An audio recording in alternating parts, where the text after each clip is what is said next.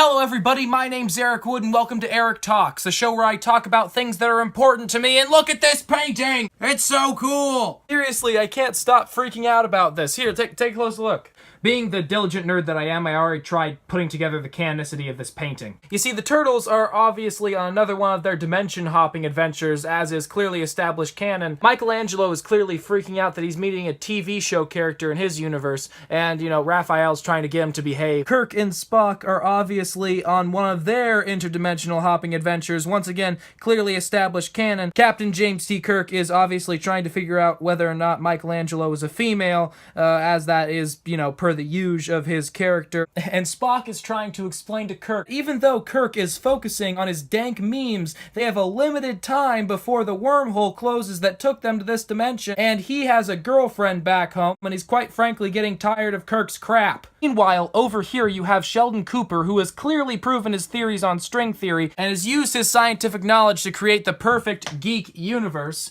And then over here, you have Kylo Ren killing a young Han Solo, trying to negate his own existence because Kylo Ren is a troubled goth princess. And then you have poor Yoda over here, who's really just trying to enjoy his dinner.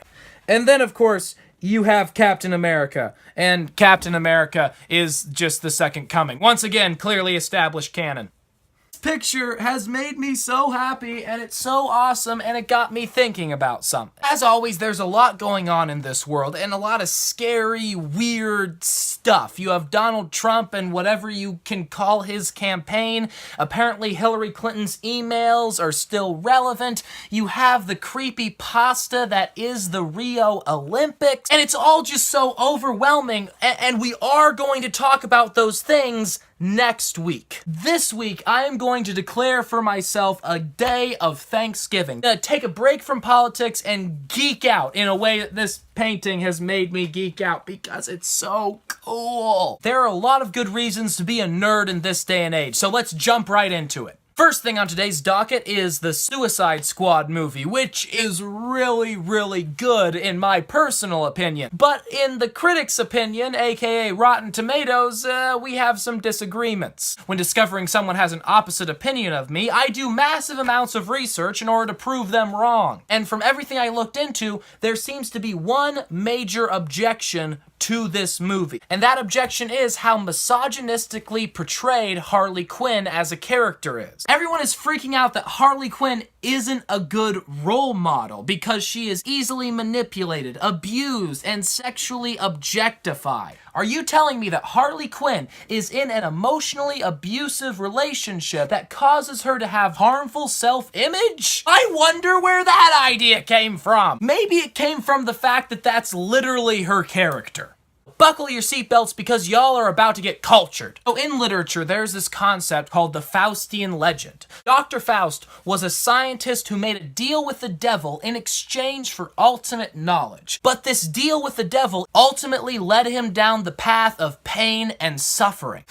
A scientist making a deal with the devil in exchange for something highly prized or valued. Like, say, I don't know, love and affection, but it ultimately leading her down a path that causes nothing but pain and misery. I wonder where we've heard that before. If you look at Harley Quinn and think, wow, she is not a good role model, good. You have gotten the point of that character. Harley Quinn isn't meant to be admired, she's meant to be pitied. She is a cautionary character that says just because someone promises to give you love and affection, it doesn't mean you should sell your soul to that person. If only there was a strong, independent woman character in this movie who wasn't sexually objectified, whose focus in the movie was on backstory and character like it should be, and who generally served as a positive role model.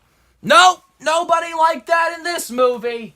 Okay, so next up, something I am super excited about is Samurai Jack Season 5. For those of you who don't know who Samurai Jack is, he is an ancient samurai warrior who was unwillingly thrust into the future where he must battle a demon king so that he can return to his home and save the future. This was one of the best cartoons during the golden age of Cartoon Network. You know, the era that brought us Foster's Home Home for Imaginary Friends, and Robot Boy, and many, many other great cartoons. Samurai Jack is pretty much just a cartoon version of Miyamoto Musashi, one of the greatest human beings to have ever lived. But here's the tragedy. The show was canceled before the story could reach a conclusion. Ended at season 4, and he never defeated the Demon King, and he never got back home, and there were so many loose ends left undone. But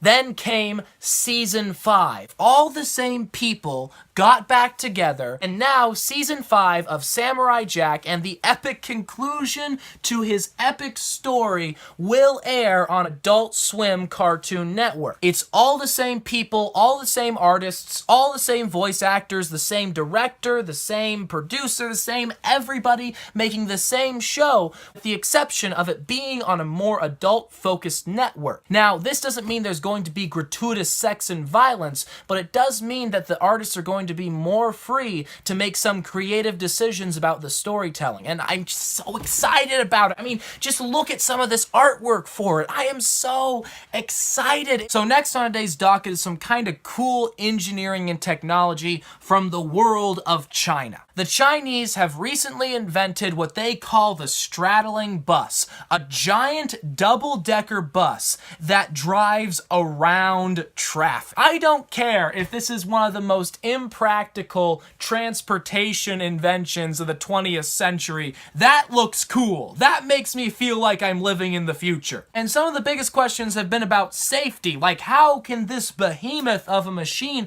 actually function safely on the road? And it seems like the answer is alarms, warning lights, basic security features, blah, blah, blah, blah, blah. Don't lie, that and this weird soda machine are the most compelling evidence that we currently live in the future. Might not be the future we imagined, but it's still the future. Another thing that's just really exciting that I don't even know if it technically qualifies as nerd culture or if it's just something that I personally nerd out about, but I'm just too happy not to talk about. Animated movie The Little Prince has recently been released on Netflix. I love The Little Prince. It is one of my favorite books of all time. It is just so laden with philosophy and just about, oh man, I don't even know how to describe it. Buy the book, watch the movie, I don't care. The Little Prince is a story of, like the name suggests, a little prince. He's jumping from asteroid to asteroid, interacting with all these quirky characters,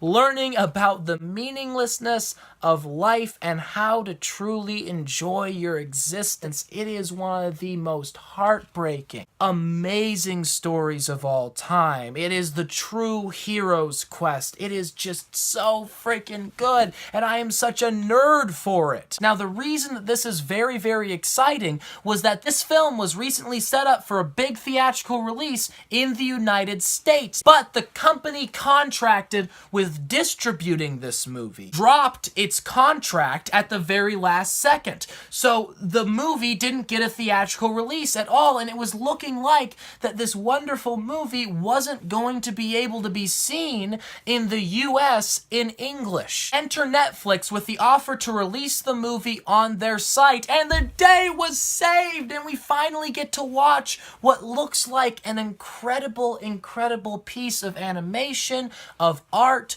of science fiction, and of just good storytelling. Oh my gosh, there is so much cool stuff in this world. About wraps up the news portion of the show, or the nerd portion of the show today. And with that said, it's time to think deep. So today I made a decision not to talk about the crazy, evil, and scary things that are happening in this world, and instead to focus on some of the lighter, sillier, cooler things.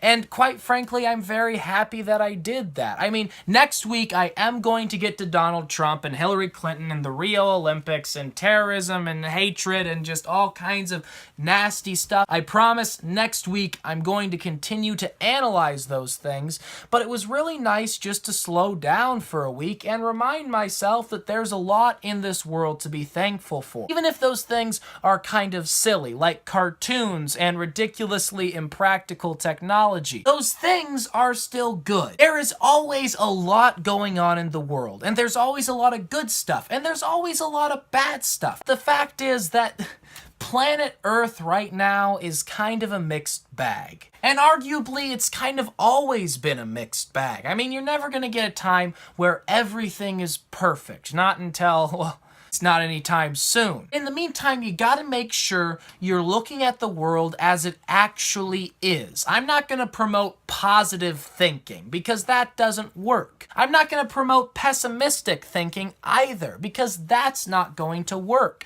I am going to promote realistic thinking. Just because we have a crazy guy shouting at the top of his lungs running for president doesn't mean the entire world is on fire. It's really easy to feel like that this time the world is going to end. Everything is going wrong. Civilization itself will collapse and everything's horrible.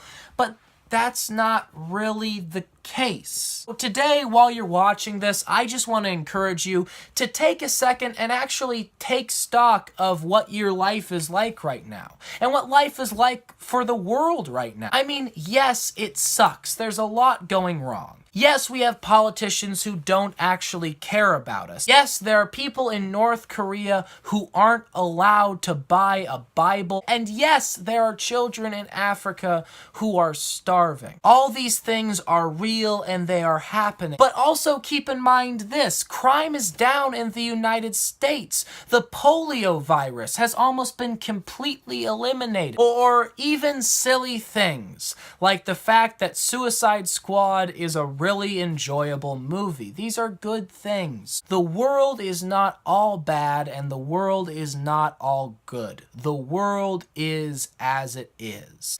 But to have an accurate perspective of what the world is, you can't just obsess on the bad things. And you can't just fixate on the positive things either.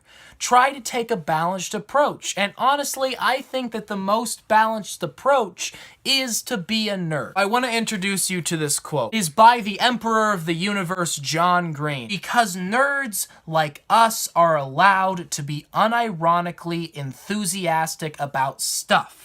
Nerds are allowed to love stuff, like jump up and down in the chair, can't control yourself, love it. When people call other people nerds, mostly what they're saying is you like stuff. Which is just not a good insult at all. Like, you are too enthusiastic about the miracle of human consciousness. For every time, certainly a season. There is a time for celebration, and there is a time for sadness. There is a time for unironic enjoyment, and there is a time for fear and mourning. Anyway, you are a beautiful human being. Try to change the world today. And, as always, sincerely yours, Aric Wood.